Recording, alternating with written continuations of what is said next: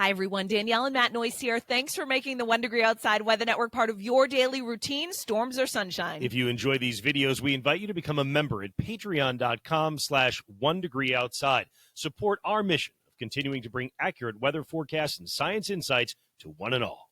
This 1 Degree Outside video is brought to you by CrackX Foundation Crack Repair and Waterproofing. 40 years of prompt and economical service to New England homeowners, builders, general contractors, home inspectors, management companies, architects, and engineers. Be sure to visit crackx.com and mention 1 Degree Outside when you make your appointment for an incredible discount. Monday pattern predictions looking out to the next 2 weeks here at the 1 Degree Outside Weather Network. We hear from a lot of you who love this segment, and I love to bring it to you. You know, I look at the next 2 weeks and say, yeah, not a lot of change from what we laid out in the monthly forecast, that winter is breaking. Spring is here. You look at the high temperature forecast over the next 2 weeks, and there it is, not only over 60, but over 65 at a couple of spots, or at least one spot on Sunday. That, by the way, is going to come with a lot of wind. But generally, this is going to be near or slightly above normal over the next 2 weeks for temperature. Overnight low temperatures mostly stay above the freezing mark, which does beg the question, are we done with frost? And the answer is no.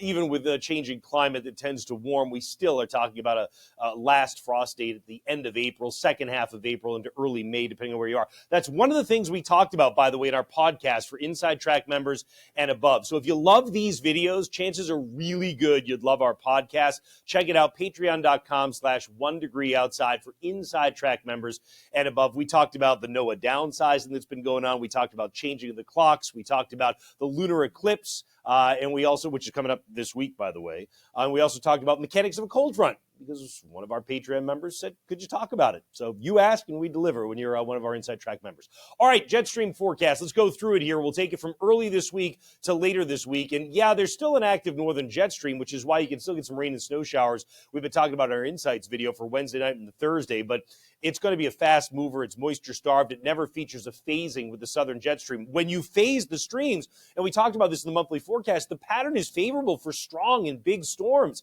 So this weekend, we're going to do that. But the strength in the big storm is all coming across the nation's midsection, which puts us on the warm side of life, on the southern side of the jet stream. And even when you start to think, maybe there's some hope as we get out toward the 20th, you get a little dip, maybe that's a jet stream trough that'll try and develop here at home. Nah, there's too much energy coming into the nation's midsection. Boom, sends the jet stream north again. It's going to deliver more warm air as we come out into the last third of the month. So that's why I say I think for the most part, you've broken the winter pattern. The only thing I mentioned in the monthly forecast last week, which does still hold, is that because there's still an abundance of cold air up by the North Pole and in Siberia, when you get disturbances that come in, and because you're getting these big storms with snow on the northwest side, I can't rule out that at the end of the month or even into April, you could do the same thing, but do it near the East Coast. And if you do that, you might see snow on the backside. But in terms of the pattern and the way things are shaping up, that just simply isn't the case. We can talk about the surface pattern here. I've got surface winds, surface temperatures that are colored in here, and the black lines are barometric pressure, right? So essentially what you're talking about is every time a storm comes through. This coming Sunday, you've got warmth that comes ahead of it. You get another storm that comes in midweek next week. You get warmth that comes ahead of it. And then finally, you get more storminess as we get later in the period. And guess what? You get warmth that comes ahead of it. Again, on the northwest side of the storms, you can get the cold air and the snow. It's just that's not where we are. Even out toward the end of the period on the 25th, you've got warmth coming up with a storm then too. So in terms of snow, you wouldn't expect to see a lot here at home. You're not going to. Again, you got to be on the northwest side of the storm path. Works out well for the Rockies if they're looking for snow. Northern tier of the United States and the Dakotas not getting out of winter anytime soon. And northern New England, we still can squeeze out snow out of this. This Wednesday night, Thursday is a great example. You're going to get some snow out of that. And you do have a chance as the warmth comes in to have enough cold in place that you squeeze out snow before changing over to raindrops or finding it in. In terms of precipitation, we need it. The expectation at the start of the month is it would be very hard to reach or exceed our normal monthly precipitation. This should be a wet month in New England, and it still doesn't look like we're going to. If you line this up, you've got generally 1 to 2 inches over the next 10 days or so that may come in. I think it's probably closer to an inch, and that would be about it.